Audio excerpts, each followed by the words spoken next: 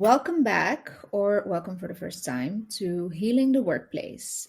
It's a collaboration between Heal Magazine and Lodez, where we explore how people are navigating work, identity, and well being. I'm your host, Selma Lemsaadi, and my co host is Axelle Ahanhanzo. To kick off season two, it's going to be just me and Axelle today, no guests. Before we bring in more voices, we wanted to take a moment to explain why this season exists, what we've learned that makes this topic personal, and what you can expect over the coming 3 weeks. This season's theme, we're focusing on uncertainty in the workplace, so let's just dive right in.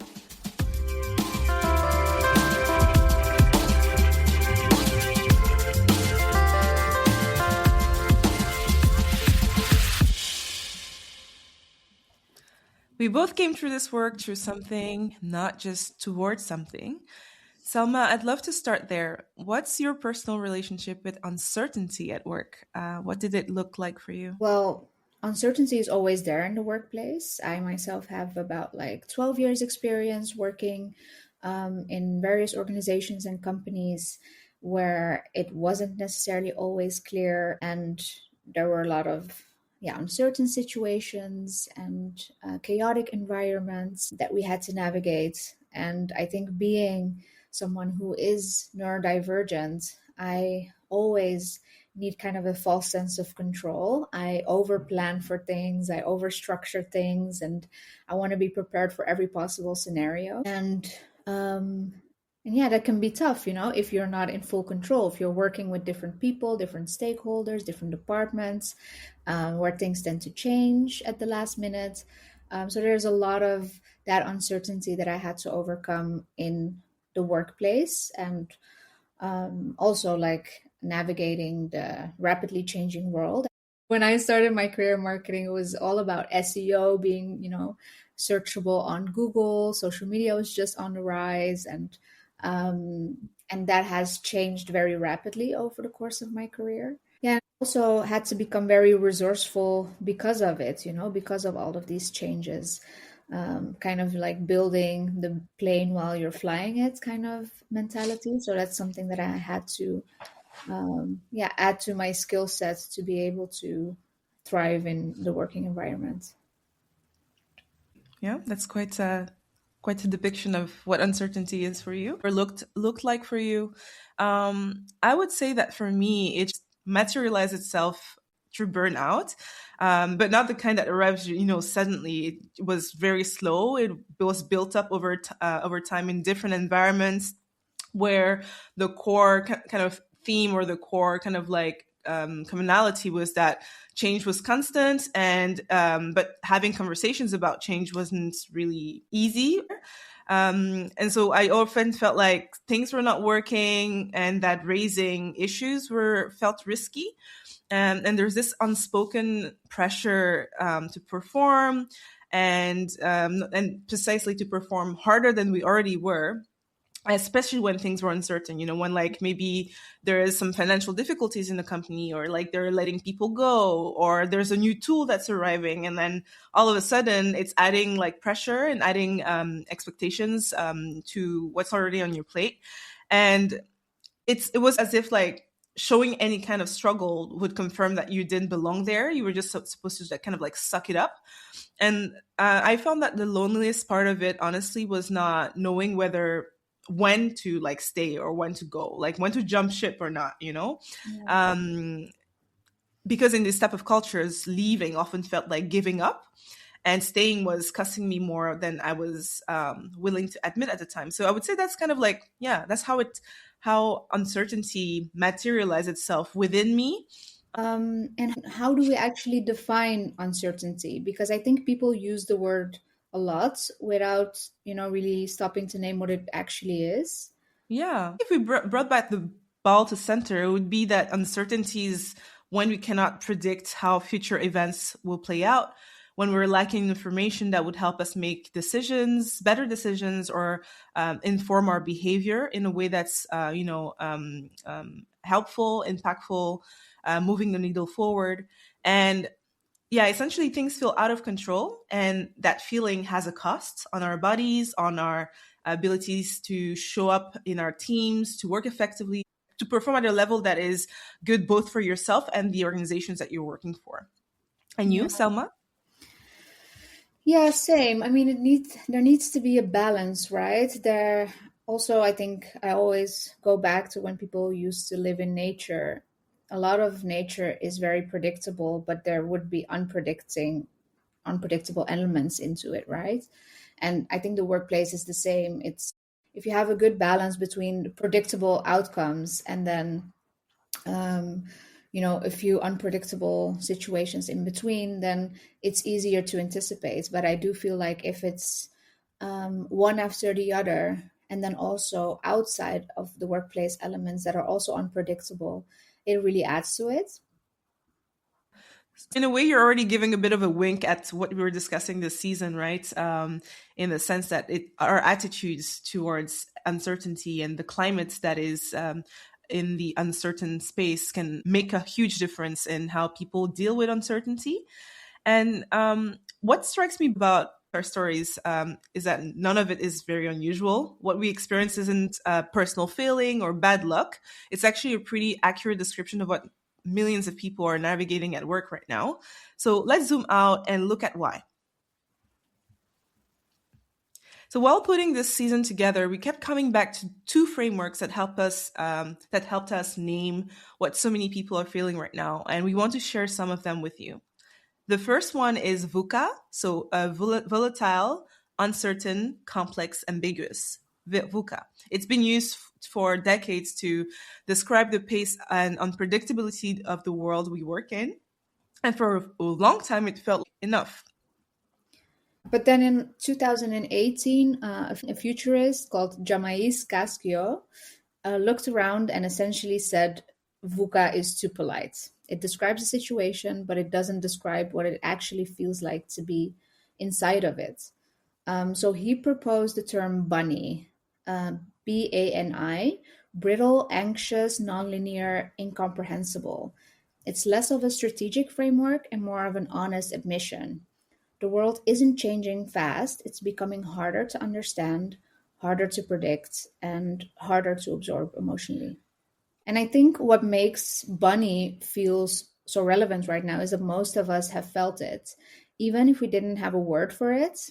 Axel, we were talking the other day, and you told me that you attended the Change Now conference recently and came back with something that really stuck with you. I think it was a speaker from MIT. Yeah, I was hearing Otto Scharmer, a senior lecturer in the MIT Sloan School of Management and co-founder of the Present Sing Institute, comment on the moment of rupture our world finds itself in. And he was making this comment about how we're trying to solve 4.0 problems with 2.0 tools, which kind of brings us back to what I was talking about like uncertainty is given, and uncertainty is something that a lot of us are experiencing, but what will matter is the attitudes that different systems and people have around it.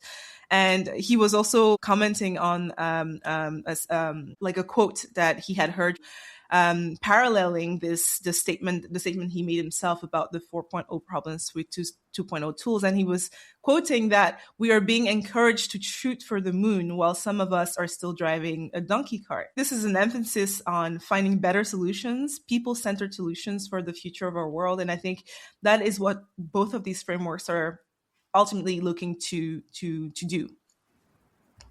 Yeah. And I think what you're describing, we have data that backs this up. Only 13% of European employees are currently engaged at work, is one of them. Oh my God, that's very low. That's wild, isn't it? Yeah. Yeah. And then the other one is more than 150 million people across the European Union are living with mental health conditions. And the third one that really struck it for us was the projected global economic cost of mental health hits $6 trillion by 2030. Yeah. When you put those numbers next to what's actually happening in the world right now, I think AI disruptions, mass layoffs, geopolitical tensions, the loneliness epidemic that we're finding ourselves in, that it seems like no one is really taking it, like not enough people are taking it seriously enough, and we're not putting the resources towards solving all of these issues quickly enough. It stops feeling like, just a workplace problem, right? It starts feeling like a civilizational one. And Definitely. I'm very curious what you are noticing both in your work and also like circles, social circles. Yeah, I can really relate to it. The other day, I was listening to a podcast and they really dissected the loneliness epidemic. The loneliness epidemic is, often branded as a male epidemic, the male loneliness epidemic. But actually, I think according to the data, women are equally as lonely, but we're not acting out. And I noticed it around me, like people are so invested in their careers. Technology is taking away so much of our dopamine and of our focus that after a busy working day, people are often just like fried on the couch. They cannot do anything. Like the whole community aspect of life is slowly being taken away from us. When you're essentially again saying that, it feels like it's a common thread at this point, that it all goes back to how we choose to respond to things, and clearly people from different genders will have different responses to it as well. So I think that's a very interesting addition here. Yeah, in my circle, I also noticed this isolation that people are facing, and burnout is so widespread. We see it, like, who doesn't know someone who has burnt out, or like multiple people who have burnt out Yeah. in the workplace. People who are just surfing the wave but feeling completely disengaged and disconnected from their work. It's just a paycheck, but it's like, we spend how many hours do we spend at work, grinding, putting in effort. It should become a place where, it's more than like a clock in, clock out space. It should be a place where it holds meaning for us and for our lives, for our social lives as well. Yeah, and ultimately leading us to a place of happiness and, yeah, fulfillment. Yeah, and I think that is really possible. We spend about a third of our lives at work, right? So it needs to be a place where we can also, thrive and recharge and Yeah, actually, yeah, enjoy and experience life to the fullest. yeah. Yeah, it's a crazy world that we're living in. And this season, we wanted to bring in, the people that are sitting inside of that reality, not really, offering easy answers, but are helping us think more clearly about what's going on and what can actually help the workplace. The question running through everything this season is simple, even if the answer isn't. How do people stay grounded at work when everything around them feels unstable, uncertain? Our guests speak each to our guests each speak to a different dimension of that. Yes, we have Bianca Erico, the founder of Human OS. She opens the conversation with something a lot of us recognize but rarely name. What happens when high performance becomes survival mode and what it actually takes to come back from that. Our guest Nicole Sura takes us into kind of a quieter resistance. That episode is about quiet quitting and what disengagement at work is really telling us, who gets to disengage safely and who doesn't. And Kimberly Fukua, with nearly 30 years inside big tech, asks what leadership can look like when it's a stabilizing force rather than another source of pressure. Yeah, we have really wonderful guests this season, Axelle. I think, the common thread between all of them is that they're really experts when it comes to the workplace. They talk from lived experience, and yeah, we both learned a lot speaking to them and giving a lot of language to things that we were personally feeling. Yeah, I think, yeah, what we're a common thread, I guess, in all the episodes that we are going to be exploring together is the gap that we feel between what works ask from us and what we are actually what we have the capacity to give. And I think every guest this season is sitting inside that gap just from a different angle. And this season will benefit every single one of us who will eventually find themselves at a place where we're wondering how much longer they can keep going at this pace. Mm. So this is for, yeah, every person who is fully functioning by every external measure, but privately wondering how much longer they can keep going at this pace.